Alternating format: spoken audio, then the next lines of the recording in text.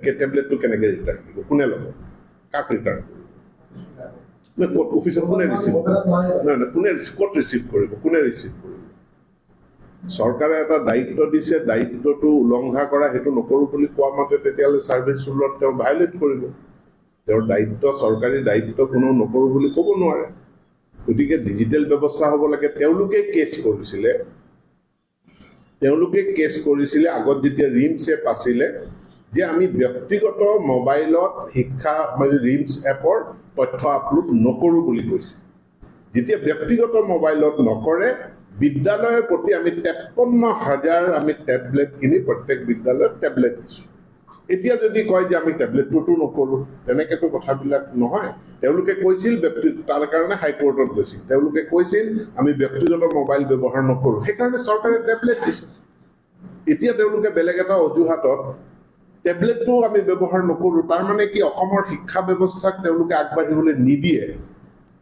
এই কথাটোতো হ'ব নোৱাৰে।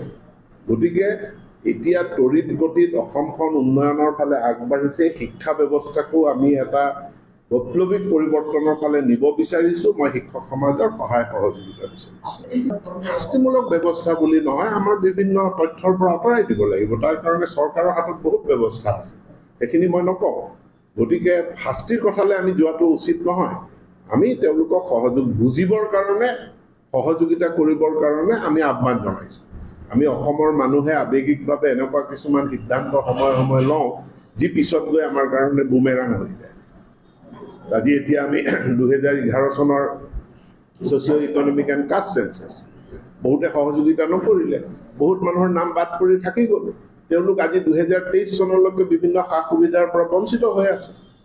ইউডাইছত তথ্য আপলোড কৰিব লাগে, সেইটোত আমাৰ শিক্ষকসকল যিসকলে ভেঞ্চাৰ স্কুল চলাইছিলে, বহুতে চিৰিয়াছলি ইউডাইছত তথ্য আপলোড নকৰিলে। আজি ইউডাইছত তথ্য নাই, তাৰ কাৰণে তেওঁলোক প্ৰভিন্সিয়েলাইজেশ্যনৰ পৰা বঞ্চিত হৈছে।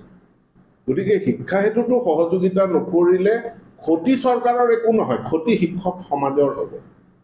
ক্ষতি অসম মানে শিক্ষা ব্যৱস্থাটোৰ যিটো পৰিৱৰ্তন আমি আনিব বিচাৰিছোঁ সেইটোত হ'ব। কিন্তু আমি ৰৈ থকা ভকত নহয়, আমি কেনেকৈ আগুৱাই যাব লাগে আমি জানো আমি